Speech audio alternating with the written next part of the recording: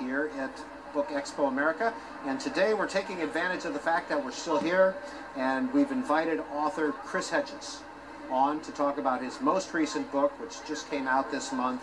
It's called Wages of Rebellion, The Moral Imperative of Revolution. Mr. Hedges, the first line in your book, we live in a revolutionary moment. What do you mean? I mean that the ideas that have sustained the old system of global capitalism, laissez-faire capitalism, the idea that an elite accruing to itself massive amounts of money will somehow trickle down and make the middle class and the working class more prosperous has been exposed as a lie. The institutions, the political institutions that perpetuate that ideology have lost their support, their efficacy. Congress has an approval rating of about 7 or 9%.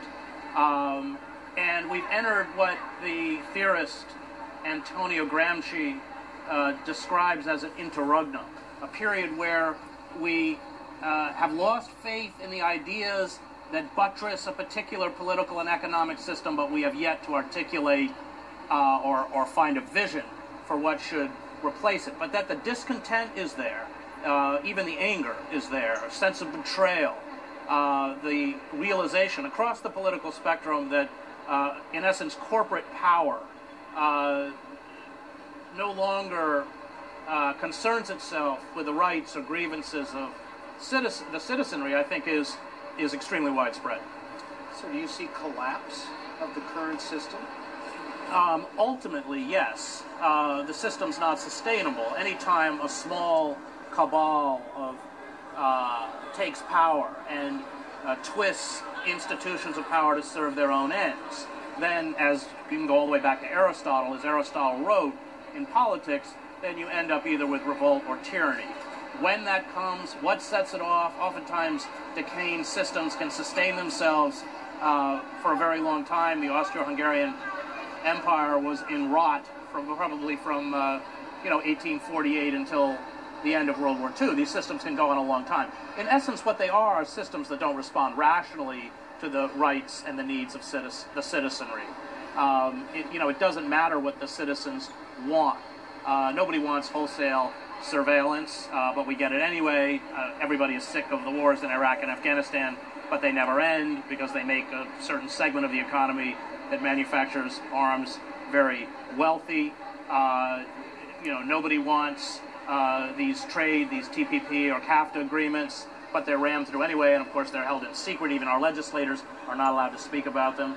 I sued Barack Obama in federal court over Section 1021 of the National Defense Authorization Act, which allows the U.S. military, overturns over 150 years of domestic law, and permitting the military to seize American citizens, strip them of due process, hold them in military facilities indefinitely if they are deemed by the state to be terrorists. We won in the Southern District Court of New York. It was appealed by the Obama administration, and unfortunately the temporary injunction was lifted, and it is still law. But we know from opinion polls on the NDAA, it had a 97% disapproval rating. These are all symptoms of a state that doesn't work on behalf of us.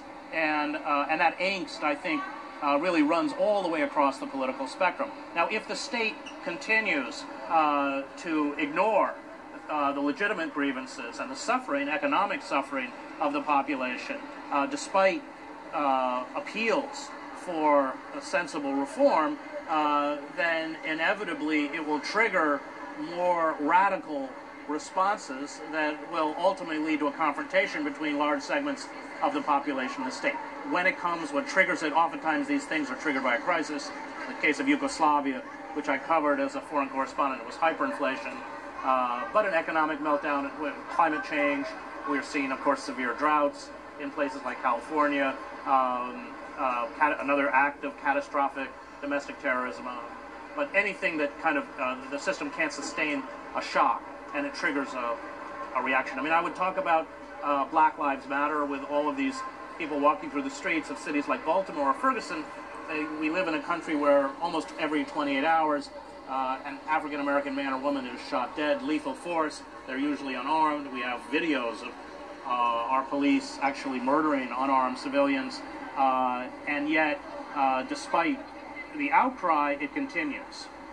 And we have, in the last month, seen a spate of shootings of police officers, one in New York, 2 in Mississippi, just the other day, and I'm hoping that these are just incidental, but if that becomes a pattern, I mean, that certainly would replicate the disintegrating societies that I covered. People reach such a level of rage that they finally lash out. But that's where we're headed. The state has turned its back on people like you and me. So how effective are some of these rebellions? Right. Black Lives Matter, Occupy Wall Street, Ed Snowden. Right. Well, they're effective in this sense. They expose the lie that the state uses, or the myth the state uses, to explain itself to the public. The idea that we have a right to privacy, and we know from the Snowden revelations we are the most photographed, monitored, watched, eavesdropped population in human history. And I covered the collapse of the Stasi state in East Germany. You can't use the word liberty when you are watched 24 hours a day by your government. That is the relationship of a master and a slave. And you never want to give any government that kind of power, because when they accrue to themselves that kind of power, coupled with militarized police, coupled with a legal system that essentially renders those the state targets defenseless, if they feel threatened, they will use all the tools at their disposal to protect themselves. So I say in the book, I begin the book by talking about past revolutions, and revolutions come in waves often. So you see what's happening in Greece affecting what happens in Spain, affecting what happens in Ireland and here and other parts. Revolutions, interestingly enough, are fundamentally nonviolent.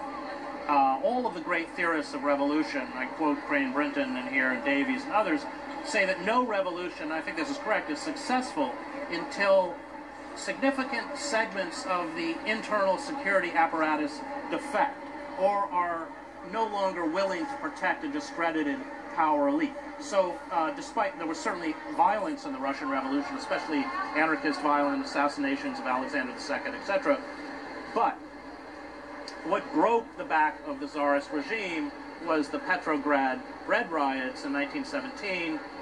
They send the Cossacks, who were kind of the Tsar's enforcers. They refused to fire on the crowd.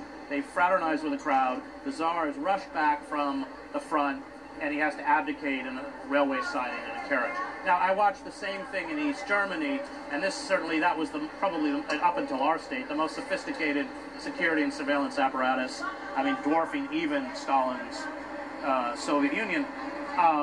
So Erich Honecker, the communist dictator, is upset about the street demonstrations in Leipzig, where 70,000 people are marching through the streets protesting the communist regime, and he sends down an elite paratroop division to fire on the crowd.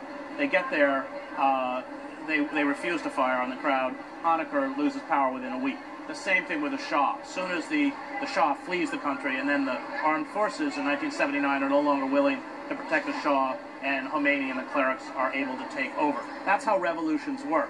And it goes back to a 1978 essay by Václav Havel, The Power of the Powerless. Havel, of course, leading the Velvet Revolution, and I also covered the Velvet Revolution. I was in the Magic Lantern Theater every night with Havel and Klaus and Dinsbeer and all these people who inherited the government. But it's that stating of a truth that becomes more and more obvious to the wider society, and obvious finally to those who are within the organs of power. And they no longer are willing to protect a discredited elite. And I have been involved with groups like Occupy, but I've been a fierce opponent of Black Bloc anarchists who taunt the police and will do property damage, because I believe that our greatest strength is, as Havel said, this living in truth, stating the truth. And because once revolutions become violent, that it empowers those who have not only a capacity for violence or a penchant for violence, but an access to weapons, and who prefer to speak in the language of violence. And they speak in the language of violence not only to their opponents, but to each other. And that's how Lenin, ends up crushing the anarchists and the Soviets, the Mensheviks, through violence. And that, having been a foreign correspondent in societies such as the war in Yugoslavia, or I covered the war in El Salvador for 5 years, I desperately don't want us to go there. And I believe that if a large enough segment of the population, probably 3 to 5%, we're not talking about, you know, are willing to put their bodies in the street in a sustained way, as we saw in Eastern Europe, we can begin to affect, hopefully, nonviolent change. Because at this point, I think it's fair to say we're not going to, or at least in my analysis, going to affect change through the traditional reformist mechanisms because they've been eviscerated by corporate power. We've undergone a corporate coup d'etat in slow motion, and I think it's over. How many years did you spend at the New York Times? 15. You've written about 10 books so far, 12? Yeah, maybe 14. I've lost count. Are we up to 14 now? This is the most recent, Wages of Rebellion, the Moral Imperative of Revolt. Numbers are up on the screen if you want to talk with Chris Hedges, 202-748-8200. If you live in the Eastern Central Time Zone.